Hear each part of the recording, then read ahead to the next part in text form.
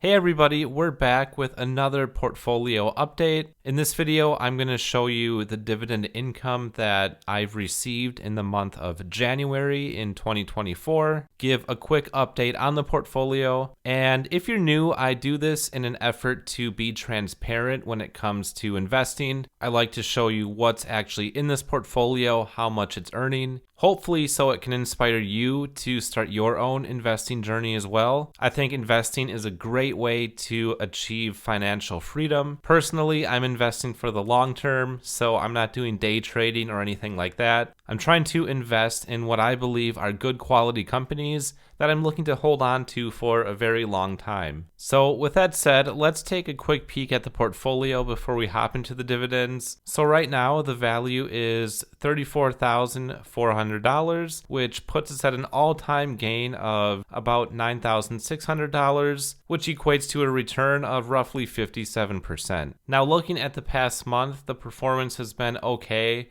If we look at the capital gains, it's been roughly $250, which is a return of about 2%. And you can see it started out a little rough here in January. We had a really big down spike, but then in mid to late January, the market picked up pretty substantially, and it kind of leveled out to where we are today. And just taking a quick peek at some of the slices in my portfolio, this is just a feature that M1 Finance has where you can organize your individual stocks into these categories. I try to divide it up by sector. It just helps me with the organization of my portfolio, but you can really organize it any way you want. So the biggest things to note are finance and real estate. Those performed the worst in this past month. If we click into the real estate pie, we can see that companies like Realty Income Corp and Vici Properties performed pretty terribly, down about 6%. So not great for real estate in January. Finance also wasn't the greatest. Aflac, for example, down over 7%, which has the most weight in this particular pie, so that hurt me a little bit. But then there were some sectors that performed pretty well, actually. One of those in particular is the technology sector, so companies like Apple,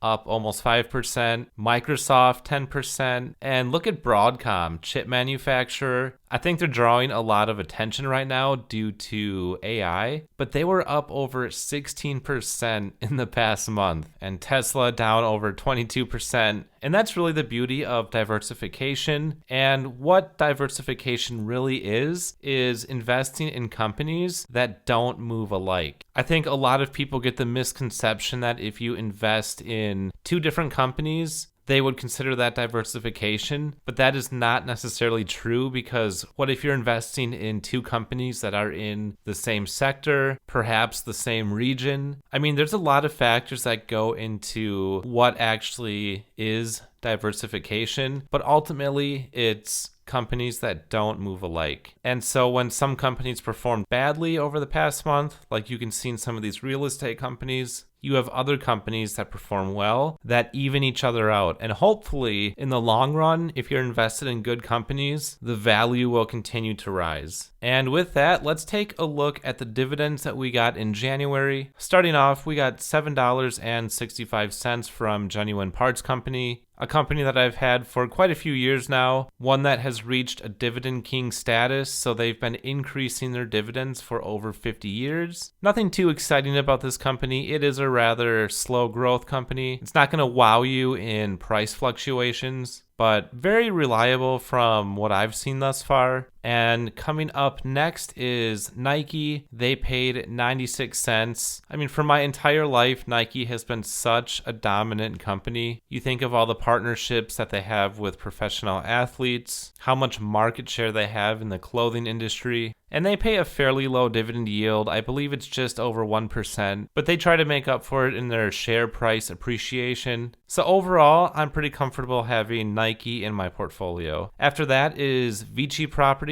They paid $10.11. And as you guys saw, they had a pretty rough month of January. But if you're unfamiliar with Vici, essentially they own a lot of real estate on the Las Vegas Strip. So a lot of those very large casinos, Caesar's Palace, for example. So from a real estate standpoint, it's a pretty unique company to have because there really is no other land like Las Vegas. So it's a bit different from your standard commercial and residential REITs. Speaking of REITs, we have Realty Income Corp. They paid out $6.10. And if you're unfamiliar with this company, they invest in a lot of commercial real estate. They own a lot of buildings used by companies like Walgreens, 7-Eleven, and essentially they just collect rent from a lot of those companies. If you watch other dividend investors, they probably have this company in their portfolio as well. Not saying it's the greatest REIT in the world, but historically they've performed okay, and they do continue to reward shareholders with dividend income, which is pretty nice. Following that, we have Costco at $19.04. And what makes Costco unique in this month is that they actually paid out a special dividend, and this was $15 per share, which is already on top of the standard dividend that they pay out. And Costco does this every few years or so. Last time they paid a special dividend, they paid out $10 per share, but this time they upped it to $15. So they must have been sitting on a lot of cash to be able to pay this special dividend out to their shareholders, which makes sense. You know, they're not a technology company. They don't have to reinvest their profits back into the company as much as something like a tech company would. A fairly low dividend yielding company that historically has had pretty good growth. It's a really unique store, one that seems to do good regardless of how the economy is doing. But up next is Stag Industrial, and this is another monthly paying real estate investment trust, but rather than the type of commercial properties like Realty Income Corp, these guys invest in industrial properties, so you can think of things like warehouses. But this month they paid $2.65. DTE Energy is next, and this is an electrical utility company based out of Detroit, and this month they paid $2.91. Next is $7.71 from SPHD, which is a monthly paying ETF. Then Cisco Corp, this is the food distribution company. They paid out $4.31. Then to round everything off, we got $5.83 from JP Morgan, one of the biggest banks in the world.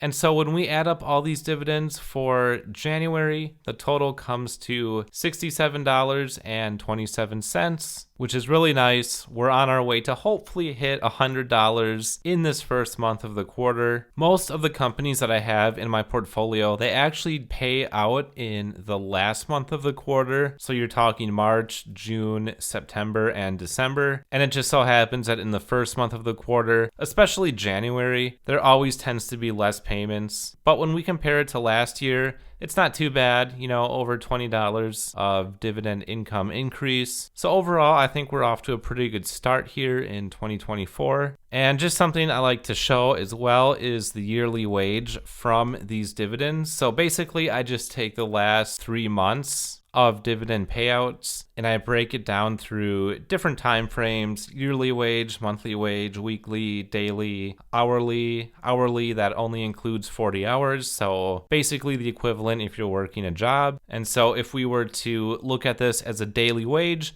right now I'm making $2.94 every single day. And last month, this was only $2.86. So a nice little 8-cent increase there. And hopefully as we contribute more to this portfolio, as the companies increase their dividends, and as we reinvest the dividends back into the portfolio, we're going to start to see that snowball effect happen to a greater degree. By the way, if you guys want this dividend spreadsheet, I'm going to put a link in the description. All you have to do is go to File, click Make a Copy, and then you can just make a copy for yourself. It's just based out of Google Drive. But with that, that is going to wrap up the video. Thank you all so much for taking the time to check out this video. Let me know down in the comments below how much you earned in January. I'd be curious to know whether it's 1 cent or $1,000. It's really cool to see others starting their investing journeys as well. So yeah, drop a comment below. If you enjoyed the video, hit that like button. And if you want more content from me, feel free to hit that subscribe button as well. So with that, thanks for watching, and I'll catch you in the next one.